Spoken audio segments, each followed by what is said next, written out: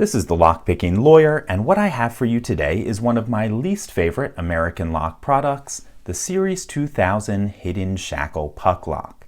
Now, the reason I don't particularly like this lock has nothing to do with its design, which is relatively solid, or the pick resistance of the core, which is as good as most other American lock products. What I don't like is the material out of which the lock body is made. Many people assume that this lock is made out of steel, like many of its competitors, and in fact like the Series 2010 offered by American Lock. Unfortunately, this lock is made out of cast zinc. The problem, of course, with that is that zinc has a relatively low melting temperature, which means locks made out of the material can oftentimes be opened quickly using nothing but a standard plumber's torch. If we look at the back, you can see artifacts of the casting process, several round ejector pin holes, and we can also see that American Lock has cheapened this product up relatively significantly in recent years.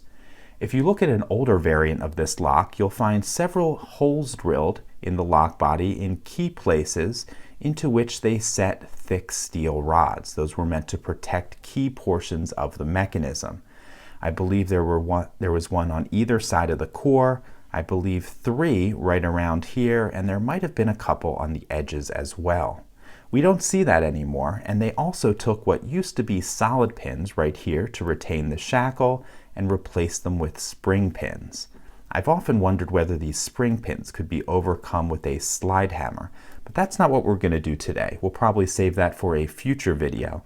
What I want to do today is to see if we can open this lock up using nothing but a plumber's torch. Now, when this is set in its hasp, we don't have access to any of the sides of this lock except for right here where the keyhole is and the front of the lock. So I think the best way to attack this would be to hit it right here where the lock body is thinnest, only about 4 millimeters. I don't think we'll get through it quickly because this lock does have a lot of mass, and most of the heat will be absorbed into it and heat the lock up. But once we do get it up to temperature, we will melt a hole right here relatively quickly, after which we will have access to this cavity. Once we have access to the cavity, we have to melt a small amount of zinc from underneath these 2 pins, and after that happens, the lock should slide right open. I'm not sure how fast it'll be, but I suspect we can probably get in here in the 2 to 3 minute range. So let's go out to the garage and see how quickly we can get into this lock. Okay, we're out in the garage. I've got the lock in the vise. The first thing I'm going to do is insert a wire into the keyway with a small hook I put in the end.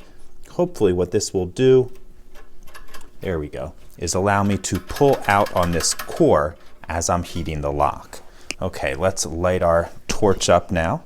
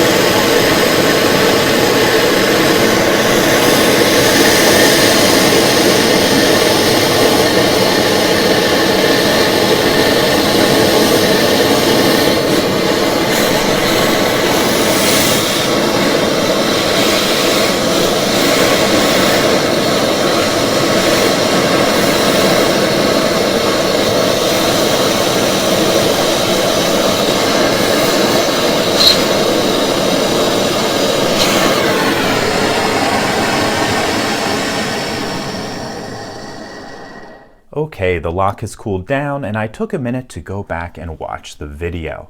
We opened this up in about 1 minute and 37 seconds, probably most of which was taken bringing the lock body up to temperature. After we did that, we melted a hole pretty quickly in the face of the lock, and if we look at the back and the exact mode of failure, you can see it's pretty much what we expected.